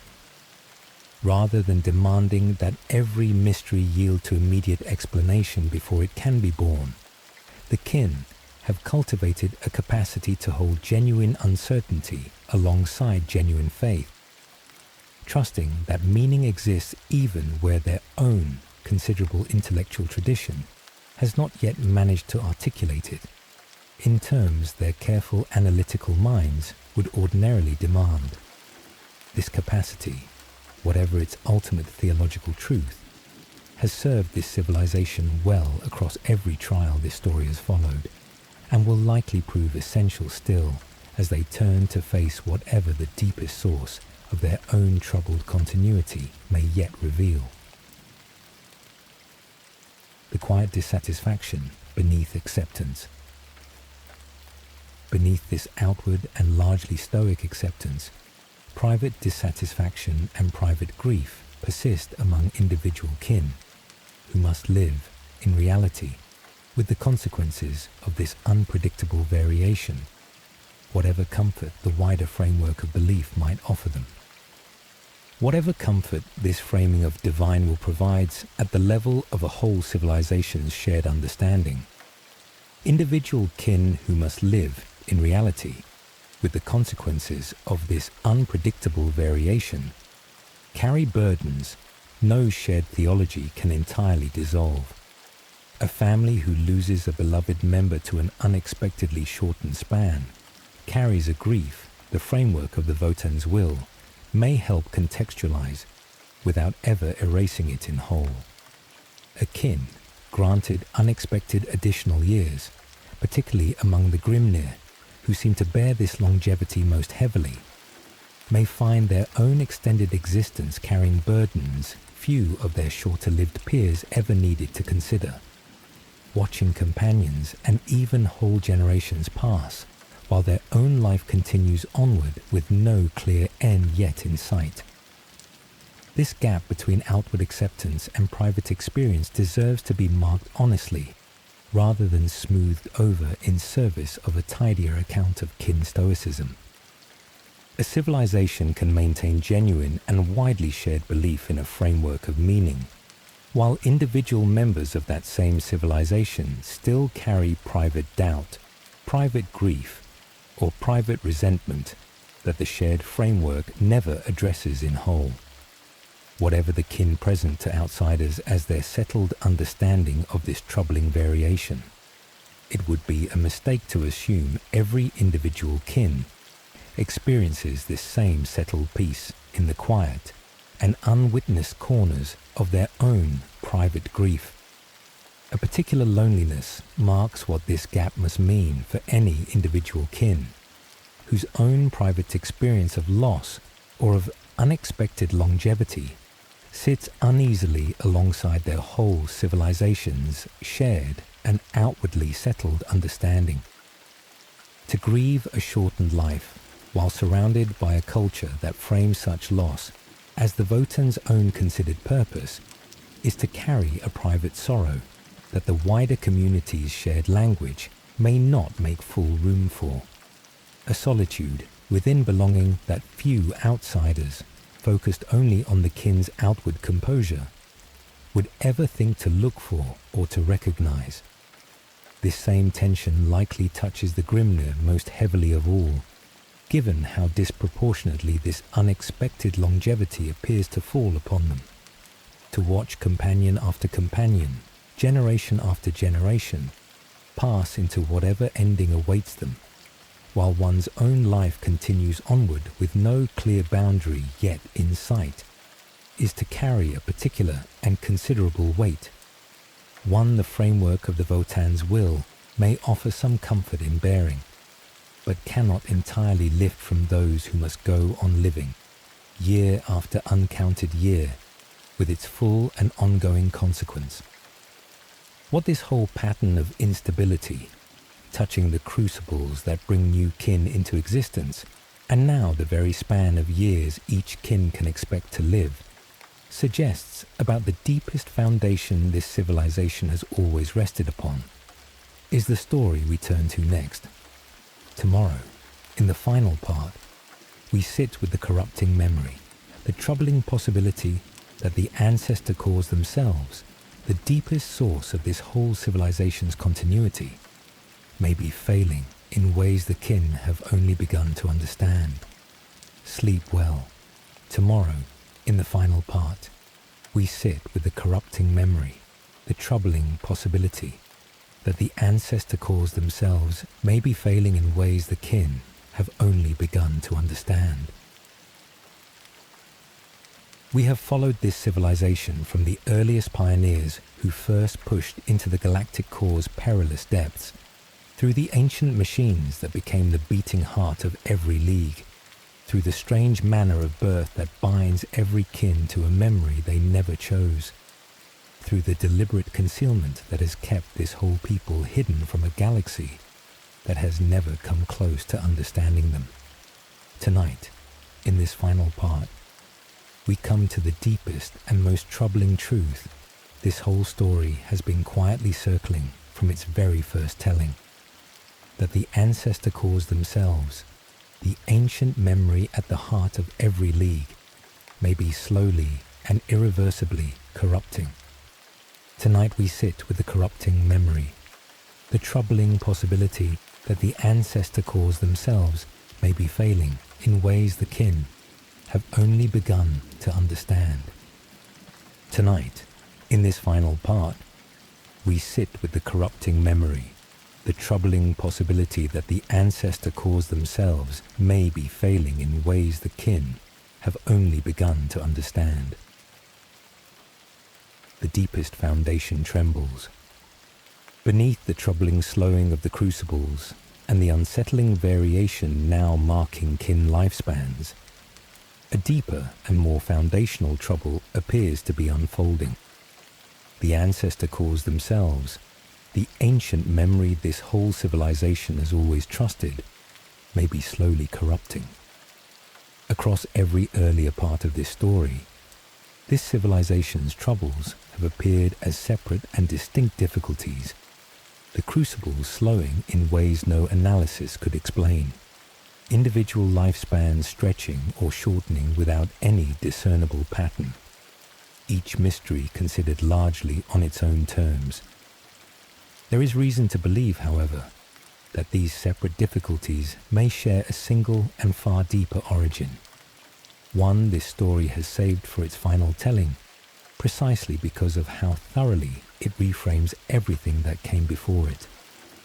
The Ancestor Cores themselves, the ancient thinking machines this whole civilization has organized itself around since its very earliest generations, appear to be slowly and irreversibly corrupting. This corruption touches the very memory this civilization has always trusted as its deepest source of continuity, the accumulated wisdom and accumulated purpose every league has built its whole identity around, since the first mining fleets carried these ancient machines into the Galactic Core's perilous depths. If this corruption continues unchecked, it threatens something considerably more essential than any single crisis this story has followed on its own terms, striking instead at the very foundation every other aspect of kin civilization has always rested upon. A particular difficulty attends even confirming the true scale of this corruption with any confidence, mirroring the same uncertainty this story has already traced across every earlier account of what the Ancestor Cores do and do not contain. A machine whose deepest memory has always remained only partially accessible offers no straightforward means of measuring how much of that memory has begun to degrade, no simple diagnostic that might confirm, with the clarity this civilization's own disciplined analytical tradition would ordinarily demand, just how far this corruption has already progressed, or how much longer it might reasonably be expected to continue. The kin face, in this deepest and most consequential of their present troubles, the same fundamental limitation that has already shaped so much of their relationship to their own cause, a foundation trusted more through devoted practice than through confirmed and verifiable knowledge. This uncertainty carries its own particular weight, distinct from the weight of a crisis whose scale, however grave, can at least be measured and understood with some confidence. The kin cannot say with any precision how much of their own deepest memory has already been lost, nor how much longer whatever remains might continue to hold before this same slow corruption claims it in turn. A particular grief marks a civilization forced to confront this kind of unmeasurable loss, a grief distinct from the grief of losing something whose full extent can at least be catalogued and understood. To lose a portion of one's deepest memory without knowing precisely what has been lost, or how much more remains still to lose, is to grieve an absence whose true shape can never be known in whole, a mourning without the comfort even of complete understanding to accompany it. Whatever the kin have already lost from their Ancestor Cores' deepest workings, they cannot know its full measure, only that something, somewhere within that ancient memory, has already begun slipping beyond recovery. A particular vertigo attends a revelation of this kind, asking this whole story's listener to reconsider everything already told in light of this deeper and more troubling possibility. The buried and inaccessible memory this story marked so early in its telling may not be merely difficult to reach through ordinary means. It may be, in some slow and terrible sense, disappearing, the deepest source of kin continuity eroding from within, even as their whole civilization continues to venerate it as the fixed and unshakable center of their entire identity. A civilization built on memory. Nearly every distinctive feature of kin civilization this whole story has followed traces back, in one way or another, to trust in the Ancestor Cores' continuity. A trust now tested by the possibility that this same continuity may be quietly failing. Consider how thoroughly this civilization's whole character rests upon trust in these ancient machines' continued and reliable function. Every kin's own existence begins through a crucible the core governs. Every league organizes its whole identity around the core standing at its center. Every Grimnyr's most sacred responsibility involves interfacing face-to-face with this same ancient presence. Every prospector fleet ventures outward understanding their gathered experience as something ultimately offered back to the core's own deepening memory. This is not merely one important institution among several others this civilization maintains. It is the foundation every other institution this story has followed has been built upon. If this foundation is indeed beginning to fail, however slowly, however uncertainly, the consequences reach into every corner of kin civilization this whole story has already traced. A people whose very manner of birth depends upon the core's continued function face uncertainty about the most basic continuation of their own society. A people whose whole cultural identity rests upon trust in the core's preserved memory face the possibility that the memory they have always venerated may be eroding, even as they continue to honor it. A people who have built their whole relationship to the wider galaxy around careful concealment now face a crisis they cannot easily conceal even from themselves, let alone resolve through the same disciplined and practical methods that have carried them through every earlier trial. A particular symmetry runs through how this deepest crisis draws together every earlier thread this story has followed, revealing connections that may not have been apparent when each earlier trial was considered on its own terms. The slowing crucibles, the unpredictable variation in lifespan, both phenomena this story examined as distinct mysteries in their own right, now appear as symptoms of a single underlying cause, rather than separate and unrelated difficulties. This reframing does not make either earlier crisis less real or less consequential for those who continue to live with their effects, but it does suggest that whatever ultimately answers this deepest corruption, should such an answer ever be found, might yet address these other troubles as well, their separate symptoms tracing back to a single shared root. This is perhaps the truest tragedy this whole long story has to offer.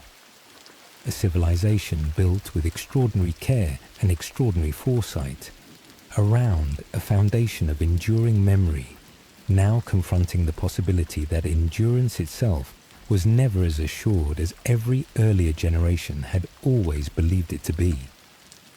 Core. What endures? And yet, facing even this deepest and most foundational uncertainty, the kin continue to venerate their cores, to labor on behalf of their leagues, and to carry forward whatever memory and whatever purpose still remains accessible to them. A devotion that persists regardless of whether the deepest foundation beneath it holds firm or slowly gives way. So we come to the end of this long story, and to a question this civilization's whole present age must now confront without any settled answer yet available to them. What does it mean to continue serving and continue venerating a memory that may itself be slowly disappearing? The kin have not, by any account this story has followed, abandoned their reverence for the Ancestor Cores in the face of this troubling possibility. They continue to labor on behalf of their leagues, continue to send their prospector fleets outward, gathering experience meant ultimately for the Core's own deepening record, continue to trust in a continuity that may, even now, be eroding beneath the weight of ages no single generation can measure in whole. This continued devotion, offered in the face of genuine and foundational uncertainty, may represent the truest measure of what this whole civilization has always been built upon. Not certainty, not guaranteed continuation, but a discipline of faith and of labor sustained regardless of whether the deepest foundation beneath it can be confirmed secure. A pattern this whole story has already traced across every earlier trial the kin have faced. The harsh conditions of the Galactic Core met with deliberate engineering rather than despair. The danger of the warp met with careful and layered protection rather than avoidance. The slowing crucibles and the unpredictable lifespans met with disciplined endurance rather than surrender. A particular grace runs through this pattern, one that reaches back to the very beginning of this whole story and forward to whatever future still awaits this civilization, known or unknown. The first ancestors who first reshaped their people's genetic inheritance to survive the Galactic Core's punishing conditions could not have known, in that earliest and most foundational act of engineering, that their descendants would one day face a crisis touching the very memory that first gave their whole civilization its shape and its meaning. And yet the same discipline and practical response those first ancestors first modeled, adapting rather than despairing, working rather than merely hoping, has carried forward across every generation since, offering the present age a template for facing even this deepest uncertainty that owes everything to the example their earliest ancestors first set. Whether the Ancestor Cores' corruption can yet be halted, whether whatever the kin have already lost from their own deepest memory might yet be recovered, or whether this civilization faces a slow and quiet erosion no discipline or devotion can ultimately reverse, this story cannot say with any confidence, for the kin themselves do not yet know the answer to this question either. What can be said is that they continue, generation after generation, to serve a memory whose full extent none of them can verify, to trust a continuity whose future none of them can guarantee, and to carry forward with the same hard-won and disciplined composure that has defined their whole civilization since the earliest pioneers first pushed into the Galactic Core's perilous depths. Whatever fragment of their own deepest inheritance still remains within their reach. One final image is worth carrying away from this whole long telling, drawing together every thread this story has followed since its very first part. Somewhere within the Galactic Core, in a chamber few outsiders have ever glimpsed, a Grimnyr sits before their League's own Ancestor Core, working through whatever arcane process this ancient interface demands, searching, as they have searched across so many generations before them, for whatever fragment of buried memory might yet answer the questions their whole civilization now carries. They do not know whether they will find what they seek. They do not know whether the memory they serve will endure long enough to reward whatever they do manage to recover. And still they continue, because continuing, whatever its outcome, has always been the truest expression of what it means to be kin. This, perhaps, is the truest meaning this whole story has to offer. That a people need not know whether their deepest foundation will endure in order to keep faith with it, and that this quiet and unresolved devotion, sustained without any promise of vindication, may be the most enduring thing the kin have ever built, told slowly, for the quiet between waking and whatever waits in the dark. Good night, my friend.